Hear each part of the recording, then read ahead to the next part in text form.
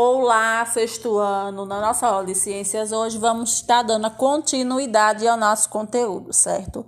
Vamos falar a respeito da excreção. As atividades celulares, elas fornecem ao corpo substâncias fundamentais para a vida, mas também elas geram muitas substâncias que são desnecessárias ao nosso organismo, né? Então, esses resíduos, se forem acumulados no organismo, eles podem se tornar tóxicos, sendo necessário, portanto, que passem pelo processo de excreção, ou seja, eles sejam eliminados, né? Então, a excreção, ele é um processo que difere da eliminação de fezes, pois as fezes, elas englobam resíduos que não foram digeridos ou absorvidos pelas células, né? No caso da excreção, ela envolve resíduos que são produzidos pelo nosso corpo, bem como o excesso da água, sais minerais, que precisam ser eliminados por meio da urina, né? Essas substâncias, elas saem das células, passam para o sangue e são excretadas de diferentes maneiras, de modo que o equilíbrio do corpo seja mantido. Assim, por exemplo, temos o gás carbônico, ele é eliminado pelo sistema respiratório no processo de expiração, e já os sais minerais, águas e outras substâncias, elas são eliminadas pela pele, por meio do suor, ou pelo sistema urinário, que se chama a urina, certo? O sistema urinário, ele é o principal responsável pela excreção, pois ele filtra o sangue e produz a urina. Como veremos, né, a seguir, a urina, ela é constantemente produzida em um complexo processo de seleção do que se deve ser eliminado. Sua produção também auxilia na manutenção do equilíbrio referente à presença de água e sais minerais do nosso organismo, né?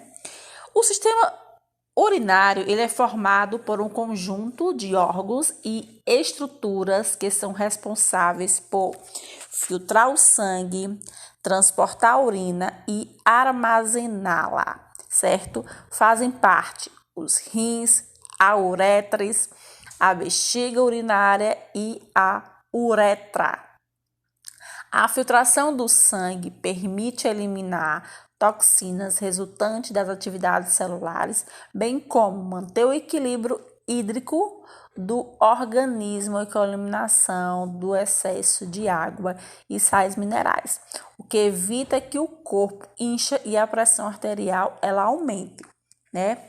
Os rins em uma pessoa adulta, eles medem cerca de 10 centímetros de comprimento, cada um deles. Depois de realizar a filtração do sangue e a reabsorção dos resíduos, a urina neles formada se desloca pelos uretres, canais que medem cerca de 20 centímetros de comprimento, até a nossa bexiga urinária, um órgão masculino em forma de bolsa que pode armazenar, né, em média cerca de 500 milímetros de urina. Quando os músculos da bexiga eles se contraem, a urina sai pela uretra, que é menor na mulher e apresenta a função única de escoamento da urina, enquanto no homem é um canal comum ao sistema urinário e genital, né? Vocês podem observar aí na representação esquemática dos nossos sistemas, nosso sistema urinário, tanto do homem como da mulher, certo? Então, podemos observar aí os rins, né? Cada ser humano, nós temos 2 rins, temos a ureter, né? Podemos observar a ureter, a bexiga urinária e a uretra, tanto masculina como feminina, né? Vamos falar um pouquinho a respeito dos rins e da urina, né? No corpo humano, há 2 rins, como acabei de falar, os quais eles são responsáveis pela filtração do sangue. Eles se localizam logo abaixo do diafragma, que é próximo às últimas costelas, alojados atrás dos órgãos do sistema digestório. Todo o sangue do organismo passa pelos rins para filtração várias vezes ao dia, chegando até eles pelas artérias renais e tornando ao restante do corpo pelas veias renais, né? Cada rim, ele apresenta cerca de 1 milhão de pequenas estruturas filtradoras no sangue, os chamados nêfrons, né? Os nêfrons, eles são formados por um conjunto de túbulos muito fino e por uma esmaranhado de capilares sanguíneos em forma de novelo. Um primeiro processo de filtração acontece quando o sangue dos capilares passa próximo aos túbulos, que absorve parte da água e de outras substâncias. Depois, ele passa pelos nêfrons, ele é filtrado pelos túbulos, ainda não estão prontos para ser eliminados de forma de urina. Então, após a filtração, ele é submetido a sucessivas etapas de reabsorção, quando substâncias úteis ao organismo, inclusive a água, eles retornam ao sangue. Então, cerca de 95% da composição da urina, ela é composta de água. Os outros 5% restantes são compostos de outras substâncias, entre elas a ureia, o ácido úrico e os sais minerais, que são, por exemplo, como o sódio, né? A quantidade de água e demais substâncias presentes na urina tem bastante relação com a nossa alimentação. Então, uma pessoa que ela ingere muito sal, por exemplo, ela tende a apresentar mais sódio na urina, né?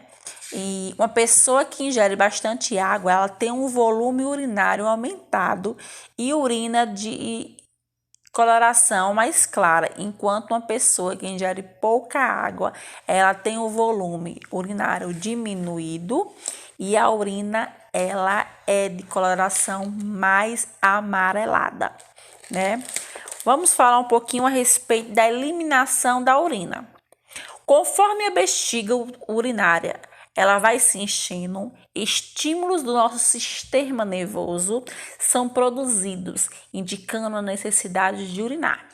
São sinais enviados por meio de terminações nervosas que se encontram espalhadas pela parede da bexiga urinária e chegam até o cérebro, né? O comando para que a urina seja eliminada é voluntário, ou seja, podemos decidir quando urinar, por maior que seja a vontade. Os bebês e as crianças pequenas, no entanto, ainda eles não têm essa consciência de que podem controlar os músculos que retêm ou liberam a urina, utilizando-os involuntariamente. Em algumas situações, mesmo no caso de uma pessoa com mais idade e consciente do poder de controlar o momento de liberação da urina, pode acontecer de a musculatura não obedecer a seus comandos, como em momentos de muito riso ou de medo, né? Pode ocorrer também o enfraquecimento da musculatura da região, em decorrência da idade avançada ou de algum tipo de doença. Temos algumas situações, né, nas quais temos a impressão de que nossa bexiga urinária, ela se enche com mais rapidez. Quando está frio, né, lá durante o inverno, ou quando passamos muito tempo em um ambiente com ar-condicionado, né? E também quando estamos nervosos. Existem diversas explicações para o aumento da vontade de urinar em situações de estresse. Então, esses dois momentos, né? Nossa bexiga urinária, ela se enche com mais rapidez quando está frio, né? E sempre quando nós estamos nervosos. Temos também algumas doenças, né, que estão relacionadas a nosso sistema urinário, né? Pode não funcionar devidamente por diferentes motivos, nosso sistema urinário, né? Alguns sintomas e sinais de que os rins não estão funcionando adequadamente. Inclui inchaço nas pernas e nos pés, pressão alta e a presença de certas substâncias na urina, como sangue, proteínas e células inflamatórias, né? Os dois rins, eles desempenham sua função independentemente, ou seja, eles não precisam um do outro para funcionar. Então, problemas podem aparecer somente em um dos rins e assim o sistema urinário ele vai continuar funcionando. Se um dos rins apresentar algum problema ou até mesmo ele precisar ser retirado, o rim preservado, o rim que ficou, né, ele tende a aumentar a sua função, embora nunca chegue a ter um desempenho que corresponde totalmente ao observado na presença de ambos, né? Pessoas com os dois rins, eles comprometidos, ele tem que fazer a hemodiálise. Isso é a filtração do sangue por meio de um aparelho que ele é instalado fora do corpo, que funciona como um rim artificial. Em casos mais graves, é necessário realizar um transplante renal. Mantenha o corpo bem hidratado com a digestão diária de bastante líquido, preferencialmente, né, a água. Ela auxilia na preservação da boa saúde do nosso sistema urinário. Temos aí algumas doenças que alternam a saúde do sistema urinário, certo? Temos aí a infecção urinária, né? Como algumas infecções do sistema urinário são provocadas por bactérias, por exemplo, no intestino grosso, que ocasionalmente eles migram para a bexiga urinária ou para os rins, certo? Quando a infecção atinge a bexiga urinária, é chamada de cistite e provoca ardência, vontade frequente de urinar e dificuldade de liberar a urina, certo? É importantíssimo nós desenvolver o hábito de beber água com frequência, né? Carregar sempre uma garrafa de água é uma boa maneira de se manter, né, o nosso corpo hidratado. Temos também os cálculos renais, né, que eles são popularmente conhecidos como pedras nos rins, né?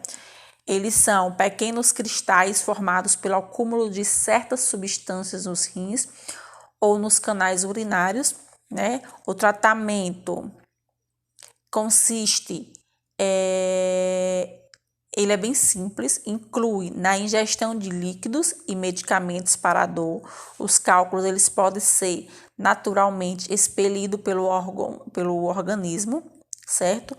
Os principais sintomas de cálculos renais são presença de dor ao urinar, urina com cor alterada, né, próximo de rosa ou marrom, febre e enjoo. Né? Então, temos tratamento sim para os cálculos renais. E também temos a insuficiência renal, que é a condição na qual os rins eles param de exercer a sua função de filtração do sangue.